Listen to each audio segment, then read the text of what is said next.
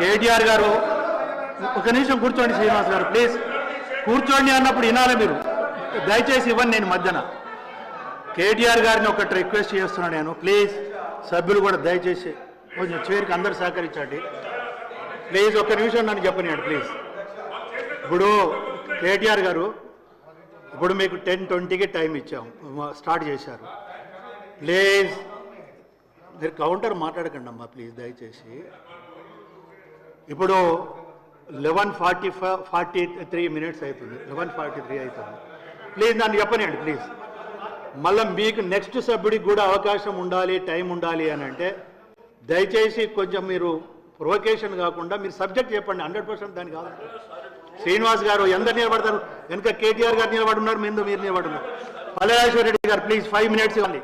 మీరు 5 మినిట్స్ తోటి క్లోజ్ చేయాలి ప్లీజ్ దయచేసి. మధ్యన వద్దు సార్ ప్లీజ్ దయచేసి. కేటీఆర్ గారు.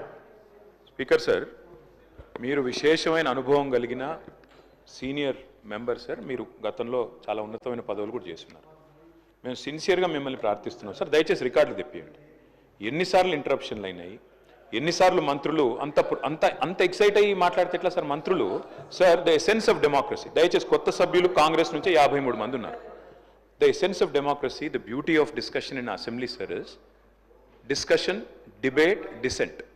సార్ అపోజిషన్ అనేది మాకు we will have our say, the government will have its way.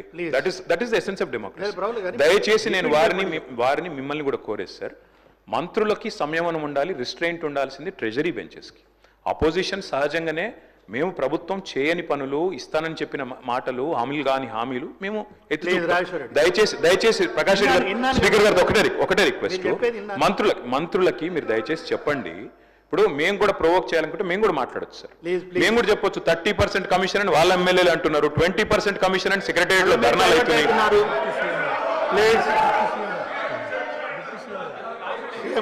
Deputy CM గారు సార్, రామ్జాన్ మీరు కూర్చోండి. డిప్యూటీ సీఎం గారు మాట్లాడుతున్నారు sir. Essence of the democracy. చాలా సంతోషం కేటీఆర్ గారు లేచి చాలా గౌరవంగా మాట్లాడతాడని నేను ఊహించాను, ఓ సభ్యతగా మాట్లాడతాడని కూడా ఆశించాను. లేచి ఏం మాట్లాడుతున్నారు అధ్యక్ష? ఎసెన్స్ ఆఫ్ ద డెమోక్రసీలో డిస్కషన్ ఉండాలా, డిబేట్ ఉండాలన్నారు. సంతోషం. డిస్కషన్, డిబేటు వాస్తవంగా ఉండాలా, లేచి మాట్లాడిన ప్రతి మాట అబద్ధంగానే మాట్లాడాలా. What are we doing? You are not misguiding the house, not only the house, the entire state you are misguiding. వారు ఏమన్నారండి? అభయహస్తం పేరు మీద అడ్డగోలుగా అడ్వర్టైజ్మెంట్స్ ఇచ్చామని చెప్తా ఉన్నారు. సివిల్ సర్వీస్ స్టూడెంట్స్ కోసం మన రాష్ట్రం నుంచి పోతున్నటువంటి విద్యార్థులకి, పేద మధ్యతరగతి బడుగు బలహీన వర్గాలకు సంబంధించిన విద్యార్థులకి, ఇంక్లూడింగ్ ఈడబ్ల్యూఎస్ స్టూడెంట్స్ కూడా, ఎవరైనా ఈ రాష్ట్రం నుంచి భారతదేశంలో నడుపుతున్నటువంటి యూపీఎస్సీ ఎగ్జామ్ కోసం డబ్బులు లేకుండా ఇబ్బంది పడతా ఉంటే వాళ్ళకు కొంచెం ప్రోత్సహిద్దామని చెప్పి మేము ప్రిలిమినరీ పాస్ అయినటువంటి వాళ్ళందరికీ, ప్రతి అభ్యర్థి ఎవరు అప్లై చేసుకుంటే వాళ్ళందరూ ₹1,00,000 ఇద్దామని చెప్పాం. మెయిన్స్ కంప్లీట్ చేసి ఇంటర్వ్యూకి పోతా ఉంటే ఢిల్లీకి పోయి ఆడ ఉండటానికి, కోచింగ్ తీసుకోవడానికి ఎంతో కొంత సాయం చేస్తే కొద్దిగా ఎక్కువ మంది ఇంటర్వ్యూలో సెలెక్ట్ అయ్యి మన రాష్ట్ర విద్యార్థులు వస్తే రాష్ట్రానికి గౌరవం, కొంత మర్యాద, కొంత భవిష్యత్తులో వాళ్ళు ఎక్కడున్నా కానీ రాష్ట్ర ప్రయోజనాల కోసం ఉపయోగపడతారని వాళ్ళకు ₹1,00,000 ఇద్దామని చెప్పాం. ఇది మంచి పథకం కదా అధ్యక్ష? Is there anything wrong in this? In the interest of the స్టేటే కదా చేసిన దానికి మీరు 4 కోట్లు చేశారు, 40 కోట్లు అడ్వర్టైజ్మెంట్ చేసుకున్నారు. నేను అడుగుతా ఉన్నాను పల్లారాజేశ్వర రెడ్డి గారిని, అడ్వర్టైజ్మెంట్ మీరు చూసారా? ఇచ్చామో? ఇది is it not a blanket statement of misguiding the house? Can't do like this. అధ్యక్ష వారు లేచి ఇంకో ఆయన లేచి మాట్లాడుతూ ఉన్నారు కేటీఆర్ గారు. ఏమండి 30% తీసుకున్నారు, కమిషన్ తీసుకున్నారు అన్నమాట.